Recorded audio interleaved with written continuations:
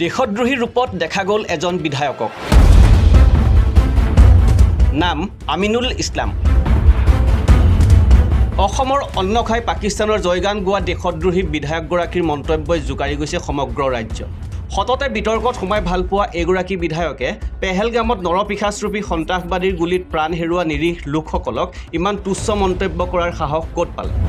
বিজেপিয়ে প্ৰচাৰ কৰি আছে, নাম সুধি সুধি যদি হিন্দু হয় তেওঁলোকক গুলিয়াইছে, মুছলিম হলে গুলিওৱা নাই।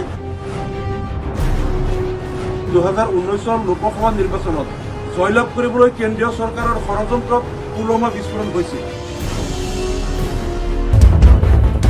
আমিনুল ইছলাম পাকিস্তানৰ চোৰাংচোৱা নে এজেণ্ট? ঘৰ শত্ৰুৰ বিভীষণৰূপী এইজন বিধায়কৰ লগত কোনো ইছলামিক মৌলবাদী সংগঠনৰ কিবা সম্পৰ্ক আছে নেকি, তাৰো প্ৰশ্ন উত্থাপন হৈছে এতিয়া। এই দেশদ্ৰোহীৰূপী বিধায়কজন বিধায়ক হৈ থকাটো কিমান দূৰ সমীচীন?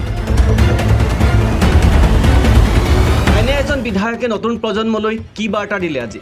সমাজে এনে বিধায়কক কি শাস্তিৰে দণ্ডিত কৰা উচিত? কাৰাগাৰলৈ প্ৰেৰণ কৰাটোৱেই উচিত শাস্তি হ'ব পাৰে জানো এইজন বিধায়কৰ বাবে?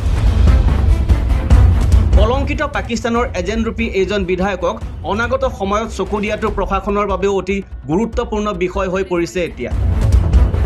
আমি দেখা পাইছিলো যে কিছুমান ব্যক্তিয়ে সমগ্ৰ দেশতে যিকোনো প্ৰকাৰে পাকিস্তানৰ পৰা দৃষ্টি আঁতৰাই আনি তেওঁলোকে পাকিস্তানক প্ৰত্যক্ষ বা পৰোক্ষভাৱে সমৰ্থন কৰাৰ প্ৰৱণতা এটাও আমি দেখা পাইছো। অসমতো আমাৰ বিধায়ক আমিনুল ইছলামে আগবঢ়োৱা বক্তব্যই অসমৰ ৰাইজক ক্ষোভিত কৰিছে।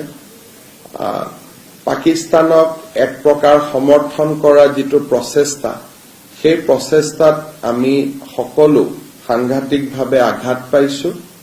আজি অসম পুলিচে তেখেতক দেশদ্ৰোহিতাৰ গোচৰত গ্ৰেপ্তাৰ কৰিছে আৰু মই আশা কৰোঁ যে অসম পুলিচে তেওঁক আদালতৰ সন্মুখলৈকে লৈ যাব আৰু আদালতে এই ধৰণৰ ঘটনাৰ যথাযোগ্য বিচাৰ কৰিব।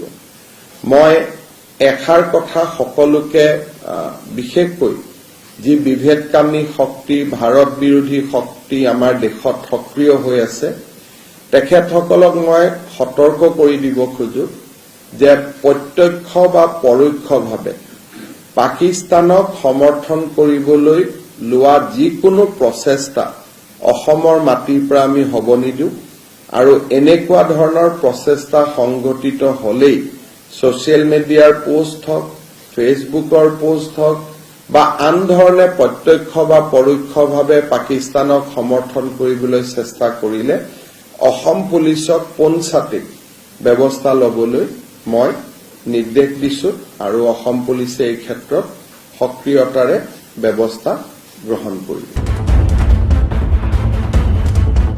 নিউজ ডেস্ক ৰিপৰ্ট, লেংডন বাতৰি।